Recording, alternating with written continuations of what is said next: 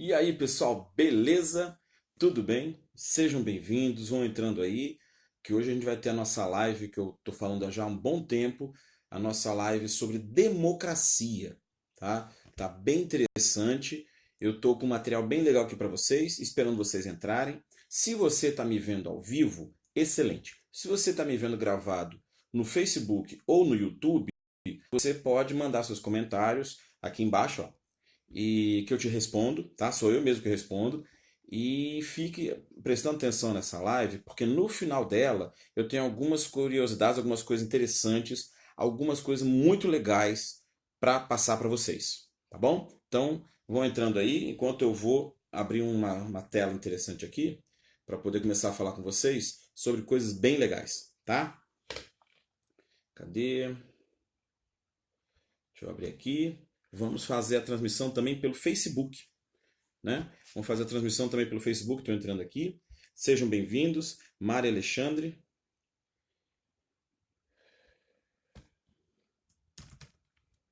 O Facebook estava um pouco instável hoje, e aí mais a gente vai fazer por lá também, tá? Cadê? Aqui. Vamos começar a falar, enquanto eu conecto aqui no Facebook, vamos começar a falar, e aí, Fonte, seja bem-vindo. Vamos começar a falar sobre democracia, tá? A questão da democracia, e eu vou começar a falar começar a falar com vocês sobre algumas coisas bem interessantes do que a gente vive a democracia, tá? Oi, Rejane, tudo bem? Então, o que a gente vai falar hoje sobre isso, democracia? Primeira coisa é, o que é a democracia? Né? Deixa eu mexer, peraí, ver se melhora a imagem aqui pra gente, pronto. O que é a democracia? Ela vem do grego, que se divide demo, é povo, e cracia é governo, né? Então, o governo do povo, certo? E aí, por favor, se estiverem vendo legal, áudio, imagem, me avisem se está tudo ok, tá bom? Então, democracia é o governo do povo. E, tá, Jambeiro, mas o que isso interessa para mim hoje? Estou em 2009, não estou lá 1000 anos, 2000 anos, 3000 anos atrás, né? O que a gente vai ter? Na Grécia Antiga tinha uma coisa que se chamava democracia direta, tá? Que o que era essa democracia direta? Você vai ter milhares de pessoas, né? 2.000, 5.000 pessoas que eram cidadãos gregos da cidade de Atenas, que é o modelo de democracia na Grécia. Você tinha a quantidade de cidadãos, homens somente, tá? Que eram as pessoas que decidiam sobre o que fazer, o que acontecer na Grécia Antiga. Então você vai ter aquele pessoal chegando, por exemplo, eu sou o líder, o Jambeiro é o líder da cidade de Atenas num período, e eu falo, pessoal, temos que fazer um aumento de 15% nos impostos, porque vamos entrar em guerra e precisamos fazer essa aprovação, mas tem que ser uma votação de vocês. Vamos lá.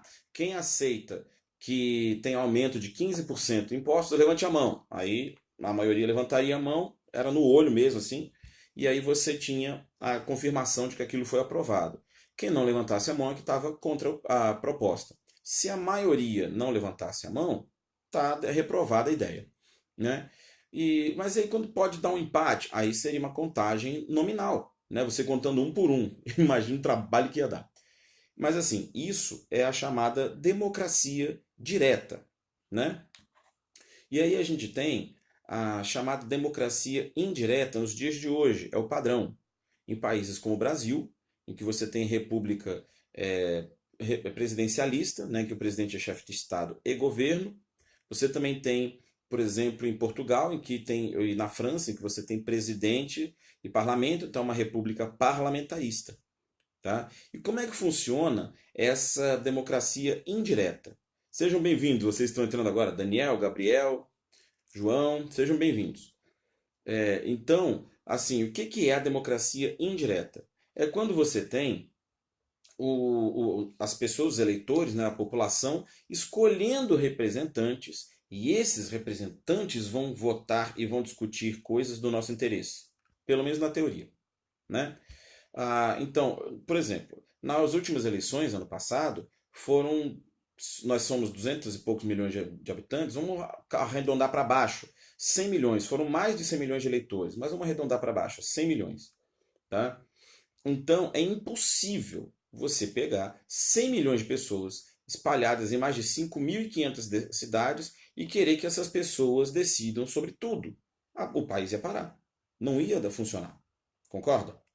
Então a gente tem a questão de ter que escolher representantes que façam as escolhas por nós.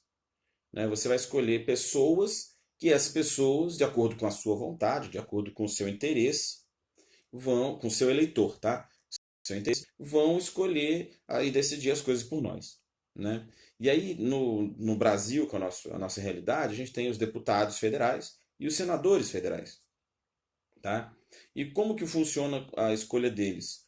O senador representa os estados, então cada estado do Brasil e o Distrito Federal vai escolher seus representantes. São três, sempre três. Não importa o tamanho do estado, se é o Amazonas ou se é o Distrito Federal, vão ser sempre três senadores.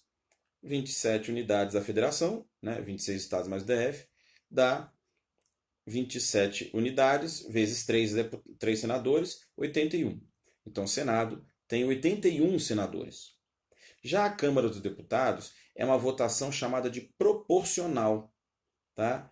E como assim proporcional? Você vota, aí tem um cálculo, que um outro dia eu dou uma aula para vocês sobre isso, que é mais complexa, e aí você tem um cálculo em que você vota nas pessoas, e aí vai ser feito um cálculo entre a quantidade de assentos na Câmara dos Deputados, a votação que os deputados receberam, os partidos, e você vai ter um cálculo que vai colocar proporcionalmente os representantes ali na Câmara. Porque a Câmara dos Deputados é a representação do povo, da população brasileira. Então, esses representantes vão ser proporcionalmente escolhidos, tentando fazer o quê? Com que na Câmara você tenha a maior quantidade de partidos representados, a maior quantidade de ideias políticas representadas, desde a esquerda até a direita, passando pelos seus detalhes.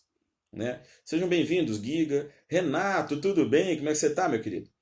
E assim, enquanto na Câmara é a votação proporcional, como eu falei, né, vai ter esse cálculo mais complicado um pouco, na votação do Senado é uma votação direta.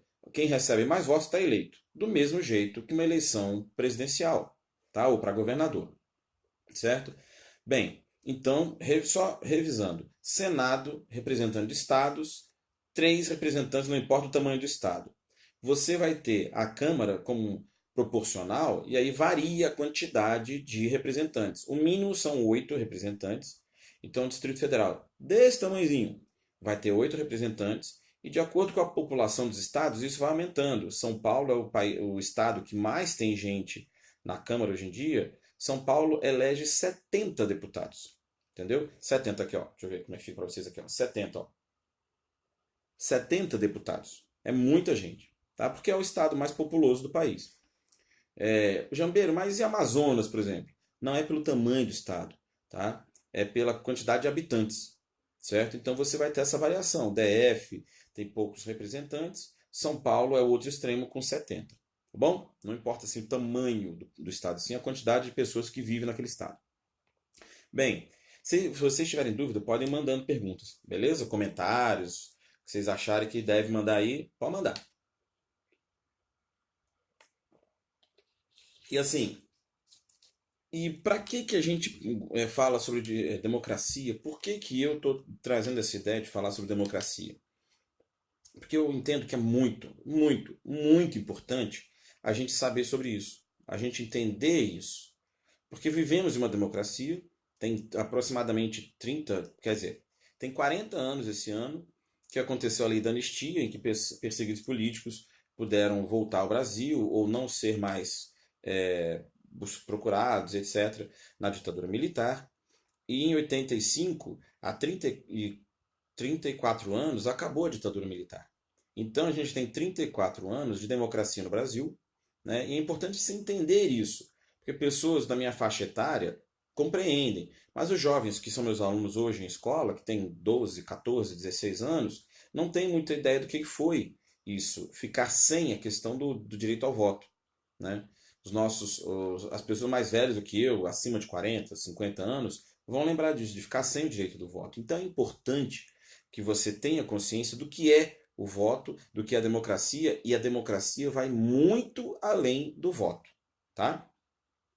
Então, assim, sobre a questão de votação e tal, que é o mais claro, mais fácil, mais próximo da gente de entender.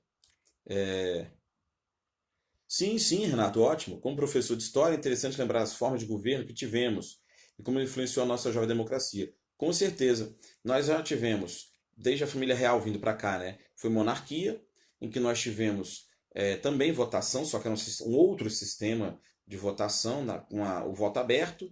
Hoje o voto é secreto, né? Só os homens podiam votar. Hoje as mulheres também podem votar.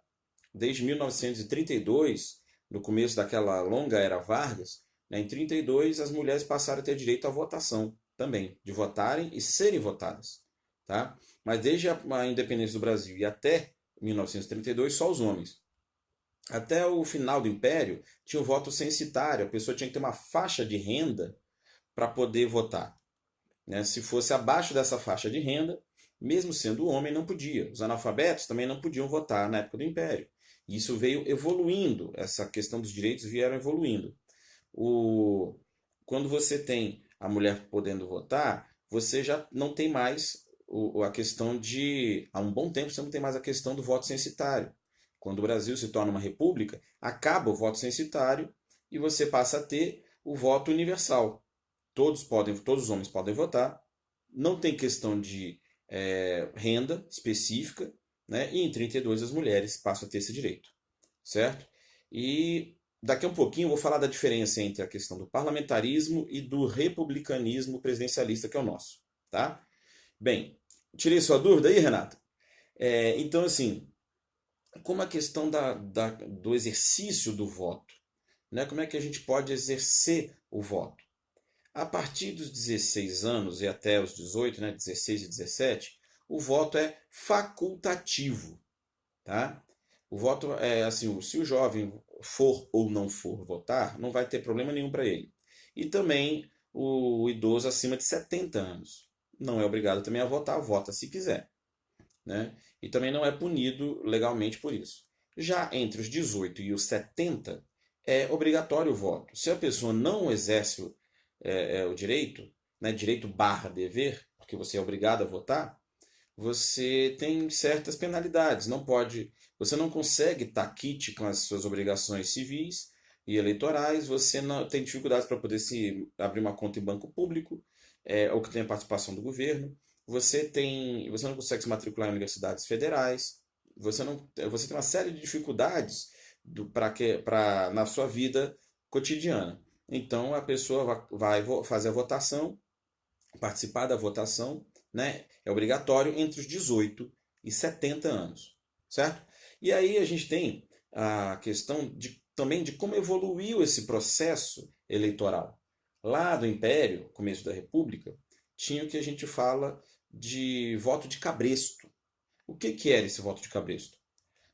Se fala isso porque quando você está com um animal, um burro, um cavalo, você está com ele na rédea, né? Você está andando, você está com ele na rédea curta. Aquele sistema de controlar o cavalo é o cabresto. Então a comparação foi feita porque você não, como tinha um voto aberto, todo mundo podia ver o que você estava votando, os donos das fazendas de café, os donos de escravos, e depois já da libertação dos escravos, os grandes fazendeiros, quem tinha dinheiro, conseguia controlar o voto dos eleitores. E aí falava, ó, você tem que votar no nosso candidato, senão você vai ser mandado embora da fazenda, ou você não vai conseguir emprego na cidade. Então eram eleições manipuladas, tá? Em que a gente tinha uma dificuldade, a população brasileira da época, tinha uma dificuldade muito grande em poder fazer com que o real desejo da população fosse respeitado. Tá? Além da questão do voto de cabresto, a gente tinha uma outra situação que eram as urnas grávidas. Uma hipótese. Na região em que você mora, na região em que você vota, tenha 500 eleitores naquela sessão. Né? Quando ia apurar os votos, tinha 700 votos. Numa área em que tinha 500, tinha 700, né, votos. Na hora em que tinha 500 votos para serem colocados na urna, bateria 700. Então, era uma fraude, né? Você tinha uma fraude da votação naquele momento. E isso era muito comum na época. Outra coisa, na década de 20 era extremamente comum e foi uma das questões de ter o movimento do tenentismo, né? Que eram tenentes, as primeiras patentes dos militares que eram contra a questão de você ter as fraudes eleitorais. Né? Você tinha o Congresso Nacional sendo o órgão que julgava as eleições e apurava as eleições, ou seja, o próprio Congresso Nacional confirmava a votação de quem ia integrar o Congresso na futura legislatura.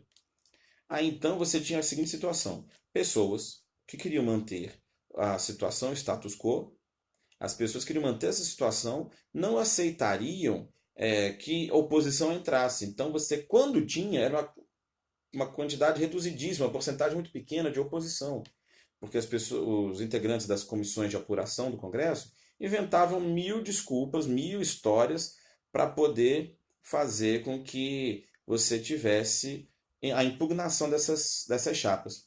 E aí, Vieira, beleza? Seja bem-vindo. E aí, assim, quando você tem, na década de 30 também, a questão da criação da justiça eleitoral, isso vai começar a ser combatido. Né? Você vai começar lentamente a combater a questão dessas fraudes, tá? Que só vão ser efetivamente, efetivamente assim, combatidas mesmo e levadas a praticamente zero com as urnas eletrônicas no começo dos anos 90 e a evolução delas até os dias de hoje. Ah, Jambeiro, eu vi uma vez num site tal que as urnas não são seguras. Cara, aí eu te falo o seguinte: eu trabalhei 4 anos na Justiça Eleitoral, perguntei para dois secretários de tecnologia, né, com quem eu trabalhei lá no tribunal, e eles me explicaram passo a passo. A questão da urna é segura, tá? Porque o processo é assim: você tem o desenvolvimento do software, né, que você vai aprimorando a cada eleição, seja presidencial ou municipal. Ano que vem tem eleição nos municípios do Brasil, e você vai sempre aprimorando o sistema.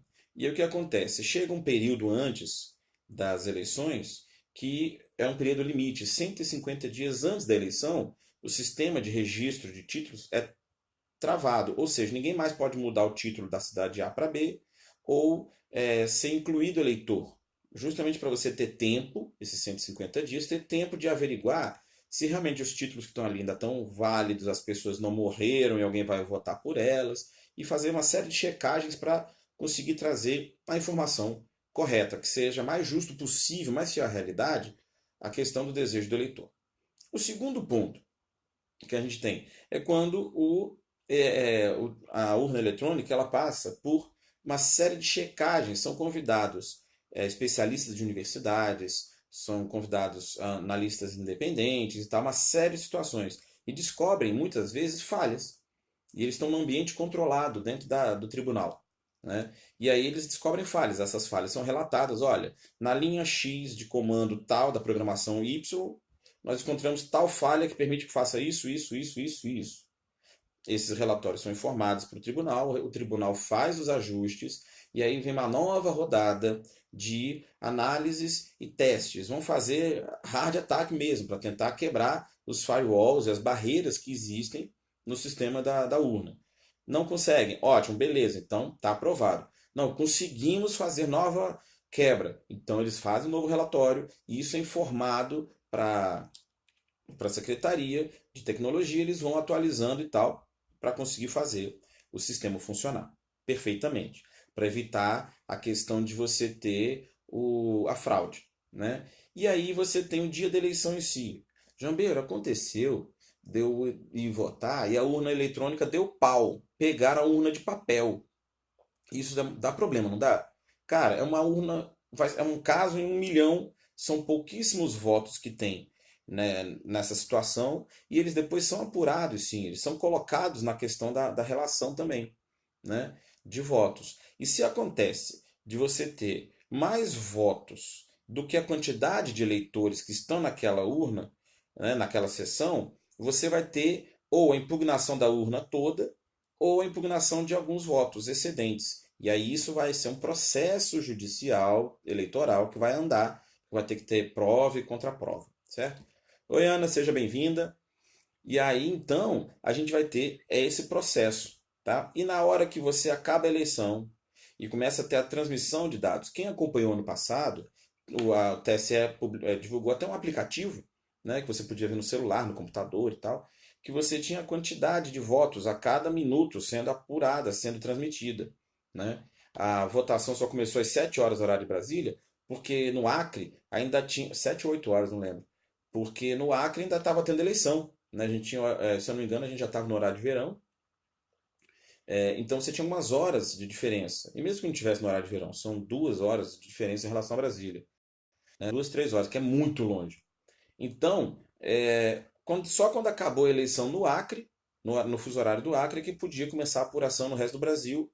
Ou melhor, a apuração não, a transmissão, porque os tribunais já tinham os votos apurados. Tá? Os tribunais regionais eleitorais já tinham a contabilização dos votos. Então só iam sendo transmitidos para a Justiça Eleitoral Federal, né, o TSE, para que ele pudesse fazer a informação geral. Jambeiro, mas nesse momento que você tem a urna aqui, né, transmitindo para o Tribunal Regional e do Regional para o Superior Eleitoral, é, como é que acontece de você ter a segurança disso? Não pode acontecer o ataque, a quebra dessa segurança? Como é que pode, o que acontece? Bem, o governo, ele reserva, é uma grana que se gasta, eles reservam um canal exclusivo no satélite, tá? Se eu não me engano, na época que eu trabalhei lá, é um satélite voltado só para isso, tá? Então a comunicação é exclusiva e uma porrada de sistemas de segurança, tá? Que é o que se chama de sistemas redundantes, como se fosse uma cebola, né? Várias camadas, uma por cima da outra, para garantir a segurança maior. Digamos que você pega uma cebola, em casa, você corta ela, você vai ver que você vai contando, ela vai ter 15 camadas, entendeu? Então você vai ter o hacker, por exemplo, a palavra está na moda, né? Você vai ter o hacker rompendo a primeira, a segunda, a terceira, a quarta, a quinta, a sexta, a sétima, a oitava, nona camada, e chega na décima ele não consegue, né? E você vai tendo níveis de aviso. Se o cara conseguiu, por exemplo, ultrapassar 3 ou 4 camadas, aparece um alerta no sistema de segurança. Mais 2 ou 3, então chega um certo nível que se bloqueia a transmissão, justamente para impedir que esses dados sejam atacados e aconteça a infecção desses dados com outras informações que pudesse alterar, sei lá, os dados da urna, tá? Para que você tenha exatamente a questão da segurança, da fidelidade do voto, tá? Então, essa questão ela é bem segura. Tá, Jambeiro, mas e a questão de na hora lá da urna? Quando o cara vai preparar a urna, vai fazer a alimentação da urna, né? Você tem o que se chama de zerésima, um documento que se puxa, né? Quando você vai ligar a urna, sai um relatório dizendo, olha, aqui a urna está com 0 votos, tá? E aí no final do dia você puxa o relatório, bem, a urna tem 500 votos, beleza, está batendo com o número de eleitores que tinham que vir. Não, tem 490 votos, porque 10 eleitores não compareceram, né? E aí aparece o eleitor que não compareceu, certo? Ah, e como é que é das pessoas que votaram? Só aparece que as pessoas votaram, não aparece em quem as pessoas votaram. Se foi no candidato A, B ou C, ou se foi em branco ou se foi nulo, certo? Então, é algo que garante ainda mais a segurança, o sigilo ó, do voto, certo? Ah, e o que mais que a gente tem aqui? Eu me empolgo com esse assunto, eu acho muito legal. Então, a gente vai ter todo esse processo de segurança. Se alguém tenta fazer uma informação, né, injetar informações na urna, ela trava. Ela nem liga na hora de fazer o processo de votação. Né? Se algum mesário, chefe de mesa, alguma coisa, que queira cometer esse crime, faz isso, né, de tentar, por exemplo, tirar o cartão de memória e colocar um outro, a urna não funciona, porque ela tem um sistema lá para identificar que aquele cartão que chegou, ele tem uma criptografia, uma assinatura digital específica para aquela máquina. Não dá para você tirar o cartão de memória da urna A e passar para B, porque não vai ser entendido, não vai ser lido, né? Porque o cartão da urna A é para ela, o da B é para ela, e assim vai. Cada uma tem uma assinatura específica que vai fazer com que aquele cartão funcione naquela máquina. Então, quando a gente tem a a questão de alguém eventualmente tentar fazer a injeção de dados numa urna dessa fora do sistema, ela trava, entendeu? Porque algum tempo antes da questão do dia em que vai ser feita a votação, as urnas já são alimentadas com os cartões de memória, etc. Já é feita uma zerésima, e esses dados são guardados no tribunal, e aí você tem as urnas colocadas em depósitos específicos e guardadas normalmente pelo Exército, ou pela Polícia Federal, ou pela Polícia Militar, né? E aí então você tem a segurança ali full time, desde o momento em que elas são alimentadas, carregadas e guardadas, até o transporte às sessões eleitorais. Certo? Estão entendendo? Tá de boa? Deixa eu molhar aqui a palavra um pouquinho. Eu vi um comentário aqui. Ah, o Renato falou, são 3 horas lá do Acre para Brasília. Deixa eu ver uma pergunta que o comentário que o Renato fez aqui, aí eu vou seguir nossa programação.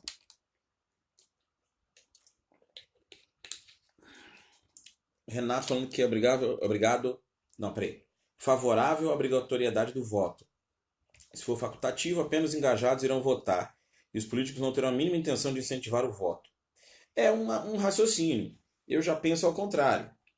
Se você tem o voto facultativo, aí o candidato realmente tem que correr atrás do voto, né? Porque senão ele não é eleito, né? A pessoa que tem, porque assim, as pessoas são obrigadas a votar, então vai votar em qualquer um. Ah, vou votar no que está ganhando nas pesquisas e tal. Se não é obrigatório, o cara vai ficar em casa tomando uma cerveja e fazendo churrasco, né? E aí não se preocupe com isso. Então, nesse caso, teoricamente, a gente só está discutindo questão teórica, né? O candidato teria que correr atrás, buscar mais votos, né? Buscar o voto real, porque o cara iria ter que sair de casa. Ah, eu vou ter que sair de casa hoje para votar. Ai, que coisa, eu prefiro ficar em casa, não sou obrigado mesmo, né? Então, eu entendo seu raciocínio, é lógico, né? Eu, particularmente, tenho uma visão diferente. Bem, então vamos continuar aqui. Oi, Maria Helena, tudo bem? Então, assim, e a questão da urna, né, que eu falei aqui da segurança e tal, a urna de papel não era melhor de forma alguma, porque, como eu falei, a urna de papel podia ser engravidada, né, colocados votos a mais. Oi, Roberta, seja bem-vinda. E aí, a questão que a gente vai ter agora dos tipos de voto, tá? Como é que pode ser? Você pode votar no seu candidato, né? Ano passado, se você é maior de 16 e participou da votação, ou você é obrigatório, né, dos 18 a 70 ou acima de 70 e votou também, você fez o seguinte: escolheu o candidato A, B ou C para presidente, para governador, para deputado, senador e tal, e fez a digitação dos dados. Eram dois dígitos para presidente, 2 dígitos para governador, 3 dígitos para senador, 4 para deputado federal e 5 para deputado distrital, no caso aqui do DF, ou deputados estaduais no resto do Brasil. Né? Então era uma pancada de número. E você, mas aí podia chegar algum de vocês também assistindo, ao vivo ou gravado, e falar: pô, Jambeiro, mas eu não quis votar em ninguém. Eu anulei meu voto. Beleza. Então, anular o voto dele, ele digitaria um número que não existe nas candidaturas. Por exemplo, 99, não tem candidato 99. Então, ele digitaria 99 para presidente, confirma. 99 para governador, confirma. 999 para senador, confirma. 4 vezes o número 9 para deputado, confirma, e 5 vezes o número 9 para deputado distrital e confirmava. Pronto, ele anulou todos os votos. Né? Ou em branco, tem uma tecla, se vocês procurarem depois, na internet vocês vão ver rapidamente, você tem uma tecla, branco. Obviamente, ela está escrita em branco, ela está lá em branco, né, a letra em preto. E esse botão é para você votar em branco. Você aperta nele, confirma. E se quiser anular todos os candidatos, você poderia fazer isso. Ou um candidato só. Você quer anular o voto que você deu para presidente, branco, e confirma. Para governador, deputado, senador e tal, você tinha seu candidato, podia fazer também, tá? Então você tem essas formas: votar no candidato que você acha que é o mais capaz, ou então anular o voto em um cargo ou em todos os cargos, ou em alguns cargos também, né? Ou ainda votar em branco em todos ou em alguns ou em um só, certo? Jambeiro, eu ouvi uma vez, peraí, gente, deixa eu só me ajeitar aqui que eu estou escorregando a cadeira. Jambeiro, uma vez eu vi uma história, me contaram, eu recebi na internet uma informação confiável, informação da internet confiável, né? No WhatsApp, então, Aí eu recebi uma informação dizendo o seguinte, que o voto em branco e o voto nulo vão para quem tá ganhando. Ó, caô, velho. Sinto te informar, te enrolaram, você fez papel de bobo, tá? Não vai para quem tá ganhando, não vai nada disso. Tá? Deixa eu só beber uma aguinha aqui, aguenta aí. O voto em branco e o voto nulo, eles são jogados assim, ó. Você pega assim, amassa, joga no lixo. Tá? Eles não são contabilizados para ninguém. A Lei Complementar 64 de 90, a Lei das Eleições, que é de 97, e o Código Eleitoral de 64, eles dizem isso, que o voto em branco e o voto nulo não são contabilizados para ninguém. Então não tem ninguém que vá utilizar esses votos. Não tem a questão de, o candidato X está na frente para o governo do Estado, então os votos em branco e nulos vão para ele. Não, não vão. Os votos em branco e os votos nulos são pegos, amassados e jogados no lixo. Eles são contabilizados como votos que aconteceram na eleição. Mas eles não vão para ninguém, nem para o que está ganhando, nem para o que está no meio, nem para o que está perdendo. Tá? São votos não válidos. Tá? Eles foram invalidados de alguma forma, ou digitando um número que não existia na chapa, em nenhuma das chapas, ou votando diretamente em branco. Tá? Então esses votos são jogados fora. A eleição, para todos esses cargos que a gente já falou, deputado, senador, governador, presidente, são os votos válidos. Exato, Renato, muito bem. Não implica também no coeficiente eleitoral, que é o que eu falei no começo da live, do cálculo para eleger deputados. Também não influencia. Então, digamos, no exemplo que eu falei, de 100 milhões de votos, digamos que 5 mil... na eleição até foi mais, eu acho, foram uns 20 milhões de votos, votos brancos e nulos. Né? Então, a gente tem essa quantidade de 20 milhões e pouco jogados fora. Ninguém foi aproveitar esses votos. Tá? E também não influenciaram no cálculo de coeficiente. Então, foi 70 e poucos milhões de votos úteis, né, de votos válidos, que foram calculados para eleger presidente, governadores, deputados, etc, etc, etc. Certo? E aí, Kaique, seja bem-vindo. Então, a gente tem a questão dos votos válidos que são utilizados nas eleições, tá? Não importa se você votou no candidato A, B, C, D, Y, tá? O que importa é que você votou em alguém. Esses votos são utilizados, certo? Jambeiro, e como é que era lá atrás? Fiquei curioso agora. Você que é professor de história, me explica. Como é que era o voto nulo e o voto em branco na época da urna de papel? Né? Como é que era? Se eu pegava, por exemplo, estou aqui, né, com o meu voto, se eu queria votar nulo, digamos aqui, ó, que a gente vai ter aqui, fazer agora aqui, ó, o candidato Zé, o candidato João e o candidato Chico, tá? Tá aqui. Zé, João e Chico. Se eu quero anular meu voto, eu vou fazer o seguinte, ou eu vou escrever um outro nome, tá? Vou botar aqui Toinho. Vou fazer assim, ó, botar Toinho e anulei meu voto, jogo lá, ou eu marco mais de um candidato.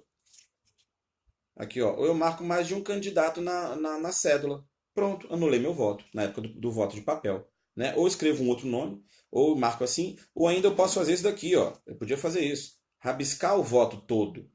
E aí eu anulava o meu voto, certo? Se eu quero fazer de uma forma diferente, eu queria votar em branco, como é que eu ia fazer? Aqui, ó. Como o Faustão fala, quem sabe faz ao vivo. Aqui, ó, com vocês, ó. Zé, João e o Chico. Tá aqui, ó.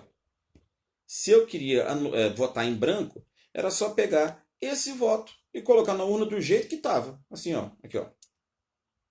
Em branco, sem marcar ninguém.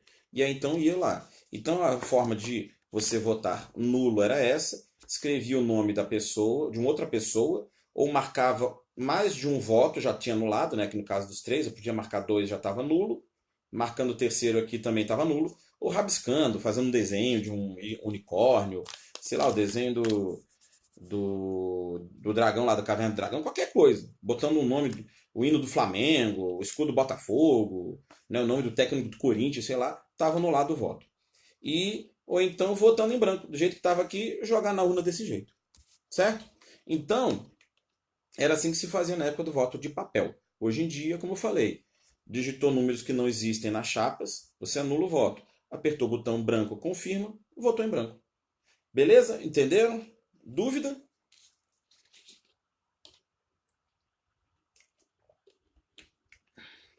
E aí eu quero falar com vocês de um outro negócio agora. Espero que vocês tenham gostado dessa live, né, que tá bem interessante. Eu tô curtindo, eu tô gostando. E aí eu quero falar com vocês do seguinte, ó. Deixa eu abrir aqui, cadê?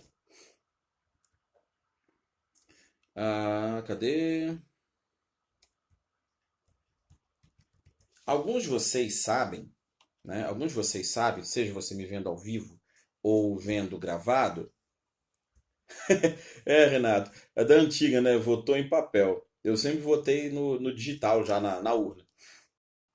Muitos de vocês sabem, e quem não sabe está sabendo agora, né? Que eu sou professor de História, sou formado pela Universidade de Brasília, sou bacharel e licenciado, tenho uma pós-graduação em Ensino, em Educação, à distância, ou seja, a internet é a minha área, é o meu mercado, né? E eu estou lançando hoje a comunidade Jambeiro de História, tá? E o que que é isso? Para que que eu vou fazer isso? Porque eu gosto de ensinar, eu amo, eu vivo de ensinar. Né? Eu estou com 40 anos, desde os 10 eu já queria ensinar, eu ficava ensinando história para meus pais em casa, meus vizinhos e tal. Então eu gosto muito disso, né? E eu quero atingir mais pessoas de uma vez só. E eu, assim, eu tenho falado para meus alunos, amigos que me perguntam, e eu falo o seguinte, olha, o que a gente estuda na escola é muito pouco, né? A gente vê muito superficialmente ali, a gente só vê aquela cobertura bem fininha do bolo, a gente não come o bolo todo em sala de aula nas escolas, né? Então eu estou lançando hoje a comunidade Jambeiro de História no Facebook, né? De que forma que vai funcionar e o que vai acontecer? Vou falar aqui para vocês. Ah, de que forma que essa comunidade vai ser interessante? A gente vai poder discutir mais coisas de história, né? Vamos falar sobre democracia e tal, sobre o que eu falei agora. Eu tenho um curso só disso, tá? Você vai aprender a falar, aprender sobre democracia, você vai aprender sobre cidadania. Em 3 meses, eu te garanto que você vai saber tudo sobre democracia e cidadania, tá? Te garanto isso, que em 3 meses você vai saber tudo sobre democracia e cidadania. Jambeiro, como é que você pode garantir isso? É o meu projeto de pós-graduação, um TCC, que eu criei um curso online sobre isso. Estudei, ó, 1 ano e meio para fazer isso. Então, um curso bem legal, bem mastigado, bem interessante para você que tem interesse em fazer um aprofundamento no que você quer saber sobre história desse assunto. Mas vai ficar só nisso, Jambeiro? Não, não vai ficar só nisso. O que que você vai ter além desse curso? Ou melhor, nesse curso ainda e que vai ser além. Para que que você. É... Por que que é interessante você adquirir esse curso? Ou melhor dizendo, qual seria o custo, o problema, né, de você não adquirir? Vai continuar sem saber aprofundadamente como é o sistema eleitoral, a democracia, como você pode exercer sua cidadania melhor ainda. E acaba que as pessoas que não têm esse conhecimento mais aprofundado de democracia, de política, de história, acaba sendo massa de manobra de grupos políticos, de políticos, que futuramente a gente acaba vendo que não são lá muito certos na linha da correção, né? Então, você vai aprender mais coisas, vai entender melhor como funciona o processo eleitoral, como funciona a eleição, a democracia em si, né? Até para você entender e, com o exercício do seu direito ao voto, a sua participação democrática, impedir que o Brasil chegue no futuro a ser um país radical, como foi, por exemplo, a Alemanha de Hitler, ou como está acontecendo com a Venezuela de Maduro. Então a gente evitar os extremos.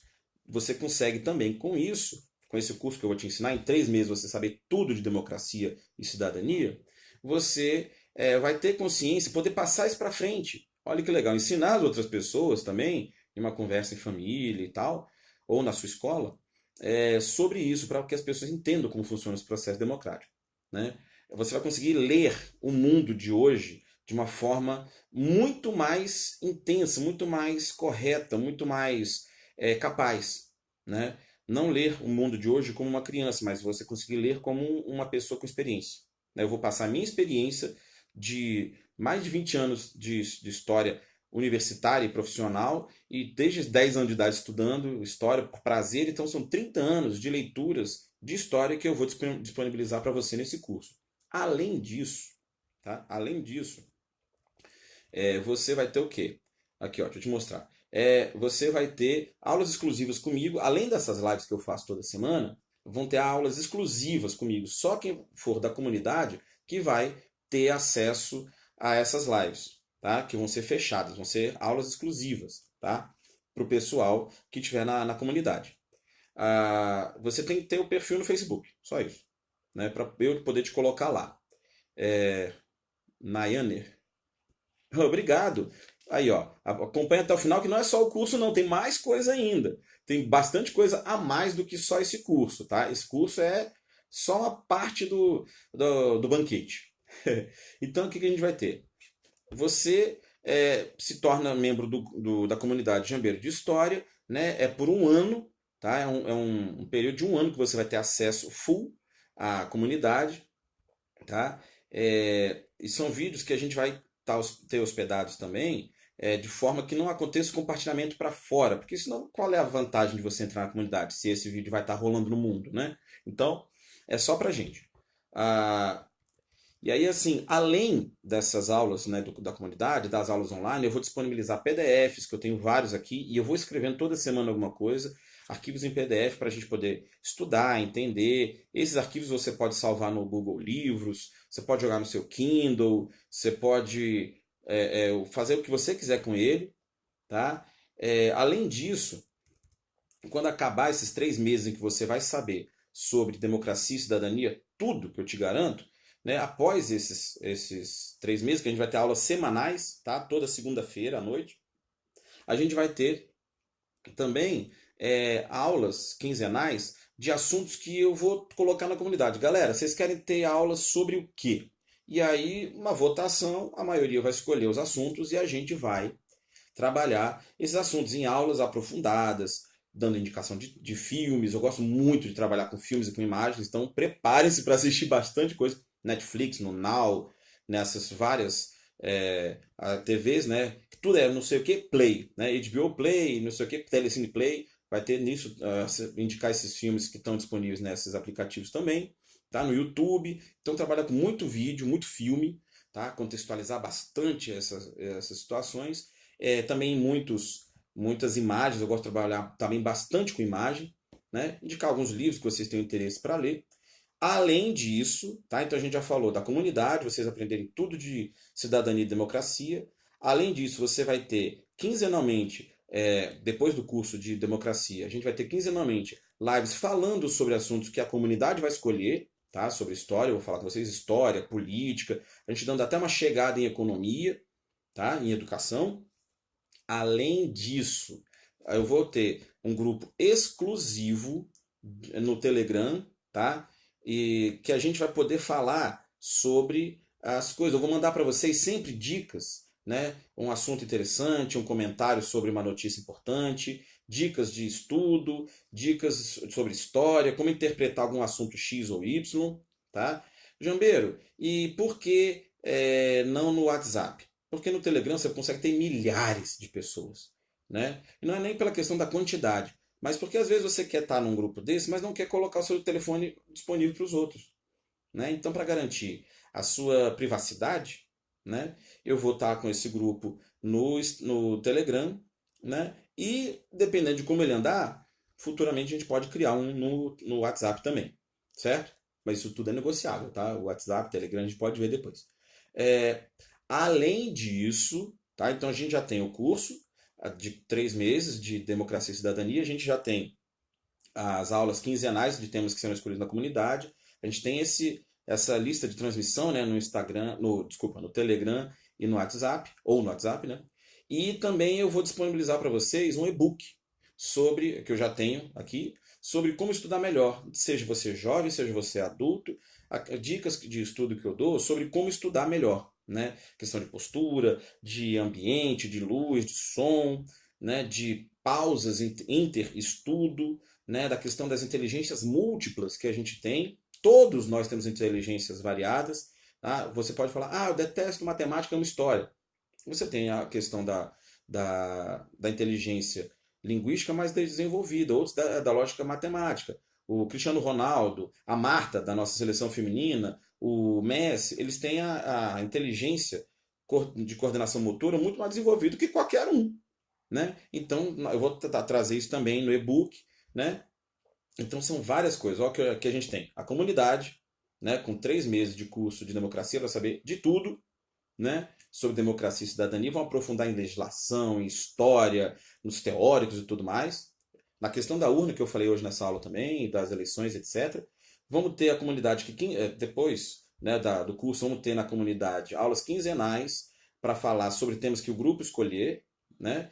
Terceiro, vai ter essa lista de comunicação por aplicativo de mensagens. E o quarto, um e-book para você poder ter dicas melhores de estudo e tal, de preparo, que são utilizadas tanto em escola como até você estar se preparando para um concurso. Né? Que isso é um material que eu já tenho um bom tempo, que eu fui desenvolvendo nos meus quase 20 anos de sala de aula. Né? Esse ano eu tenho, cara, quem faz até as contas, tenho 17 anos já de sala de aula. Comecei a dar aula em 2002, estamos em 2019. Né? E aí você vai chegar para mim e falar, ô Jambeiro, tá, mas quanto que é um curso desse? Deve ser uma fortuna, né? Eu vou ter que vender um rim para poder comprar esse curso? Segura aí na cadeira, senão você cai para trás. O curso, ele vai custar só R$ 197. Por mês, Jambeiro? Não, por ano. Você vai fazer a compra de 197, uma vez só, ano. Ela dá R$ 19 e pouquinho por mês. Se você parcelar em 12 vezes, vai dar 19 uns quebradinhos, porque o sistema de pagamento ele pega uma taxinha mínima que vai dar, né, R$ 19 e alguns centavos por mês, se você parcelar em 12 vezes. Se pagar à vista, é 197. Se você quiser fazer parcelado no seu cartão de crédito, vai R$ 19 e pouco por mês, moleza, que dá 63 centavos por dia. Não é nem o cafezinho que você toma no trabalho ou na escola. O curso é mais barato por dia do que isso. Né? Então, e aí como é que a gente faz a venda desse curso? Eu vou botar para vocês agora aqui, ó. Quem estiver me vendo ao vivo, está aqui o link, tá? Vou colocar aqui para vocês. Colar, publicar. Foi. Tá aqui, ó. Deixa eu ver aqui. Vai. Opa, calma. Aí a gente tem aqui, pronto, esse comentário. Nesse link que está aqui, vocês podem acessar para fazer a compra do curso. Esse link também está na nossa biografia aqui do Instagram. Então, acabou a live. Se você não conseguir por aqui, você vai lá na bio, clica no link, já cai na página para fazer a compra do curso. Daqui a um pouco eu vou subir esse vídeo para o YouTube e também para o Facebook. E lá na descrição do texto e no primeiro comentário também vai estar o link. Então, se você quer comprar, não vai ter como não conseguir comprar. Se você quer, vai conseguir comprar nesse link, aqui no vídeo, ou na nossa bio no Instagram, ou na descrição e nos comentários no YouTube e no Facebook. Certo? E aí, assim, como é que você pode fazer o pagamento em si? Por cartão de crédito. Pode ser um cartão de crédito só, podem ser 2 cartões de crédito, né? Jambeiro, eu não tenho dinheiro desses 197 num cartão só, não tem problema. Você pode vender 2 cartões, né? E fazer a compra. Ah, eu não uso cartão de crédito. Eu tenho dinheiro, mas não uso cartão de crédito. Beleza, eu disponibilizei um boleto também. Só que o boleto é só à vista, o sistema só permite que seja à vista. Ah, Jambeiro, eu não faço isso e tal. Eu gosto tudo pela internet e tal, eu não gosto de pagar em cartão de crédito nem nada. Eu tenho uma conta no PayPal. Também aceita. Nesse link aí você também vai lá. Então são é, pagamento de cartão de crédito, um só ou mais de um cartão. Você pode pagar em boleto e pode pagar pelo PayPal. Então, de todas as formas, você quer o curso, você vai conseguir. Beleza? Se vocês tiverem alguma dúvida, podem me perguntar aí, que a gente está já com. Deixa eu ver, tem mais uns 10 minutos de live, né? Porque depois o Instagram ele derruba a gente. A gente tem que voltar e tal. Então, se vocês tiverem alguma dúvida, manda aí que eu respondo.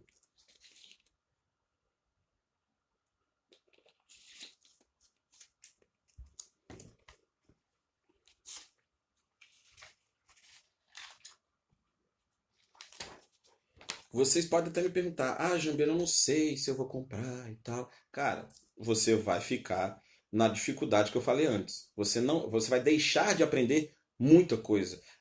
Tudo que eu falei para você. Comunidade, aprender sobre democracia e cidadania, você ter um acesso a outros assuntos que a gente vai trabalhar escolhidos pela comunidade, a lista de transmissão, você vai ter também um e-book disponível sobre técnicas de estudo e tal. E você tem ah, tudo isso por esse valor pequeno. E aí pode chegar algum de vocês e falar, pô, Jambeiro, eu me empolguei, gostei, eu quero. Mas e se durante o curso eu achar assim que, pô, me empolguei, mas não era para mim? Eu confio no meu produto, confio nele. Mas às vezes pode você, depois que começou o curso, sentir que o curso não é para você. Eu te dou uma garantia de 7 dias. Se em 7 dias, a partir do momento da compra, você não gostou, eu te devolvo 100% do dinheiro. Não vou ficar com nenhum centavo, entendeu? Se você não confia, desculpa, se você não gostou do curso, você tem 7 dias para poder pedir o dinheiro de volta. Eu não vou perguntar nem o porquê, eu vou falar, ó, tá beleza, tá massa. Você me fala o porquê se você quiser. Aí você pode fazer a solicitação que eu te devolvo 100% do dinheiro. Beleza? Ou seja, eu te dou tudo isso por um valor desse tamanho e eu confio no meu trabalho. E ainda te dou a garantia que se você não sentir que o curso é para você, em 7 dias, se você não gostar, você tem até 7 dias depois da compra para poder pedir o dinheiro de volta, eu te devolvo. Mas particularmente eu acho que você não vai usar essa garantia, tá? Gabriel, como é que é? Hum, Em outro momento, Gabriel, depois eu te explico isso, tá bom? Bem, então, se vocês têm alguma outra dúvida, é porque isso vai sair muito do assunto que a gente estava falando agora, beleza?